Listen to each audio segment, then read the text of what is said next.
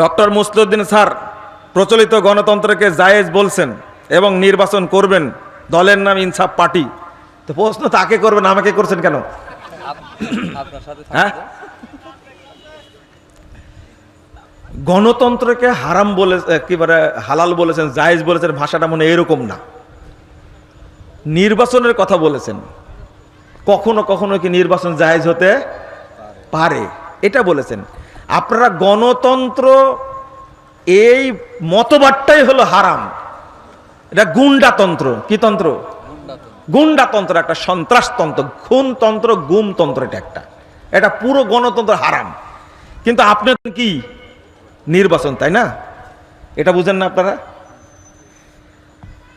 কোন আলেম মুসলিম এবং অমুসলিমদের ক্ষেত্রে এটা স্থানীয় ক্ষেত্রে বলেছেন এটা করা যেতে পারে, কিন্তু গণতন্ত্রের নাম নিয়ে নয়। আর একটা হলো, আমিও বলবো, যদি আমেরিকায় যে গণতন্ত্র চালু আছে, জানেন কি গণতন্ত্র চালু আছে, কি তন্ত্র চালু আছে?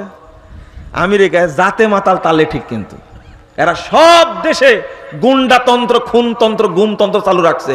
আর নিজেদের দেশে যে চালু রাখছে ইলেকটোরাল ভোট।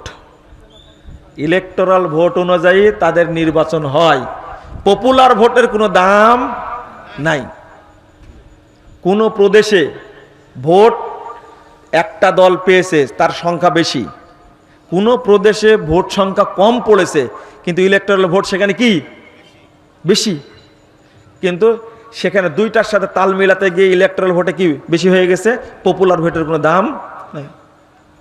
তো আপনারা যদি সুরা ভিত্তিক হয় এটা, কিন্তু যেমন এই যে বাংলাদেশে বর্তমান যে আছে কি সরকার, আপনারা এখন টেনে নামাতে চাচ্ছেন না, ওকে তাড়াতাড়ি নামো, নির্বাচন দেন, আমরা একটু ভোট করি বলছেন না? চালাতে দেন না, চালাতে দেন এদেরকে। 5 বছর তো দিবেন না আপনারা, দিবেন 5 বছর দিবেন না আপনারা।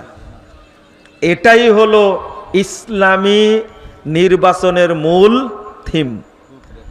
নট ইলেকশন, হবে কি সিলেকশন। বাংলাদেশে সিলেকশন হয় না।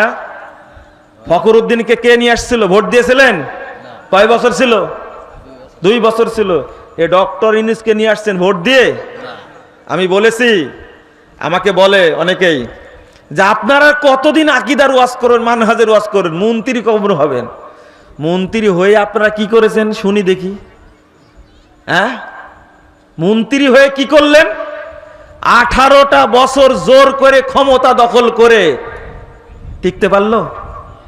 2000 মানুষকে 2-3 রাতে মেরে পালায় চলে গেল।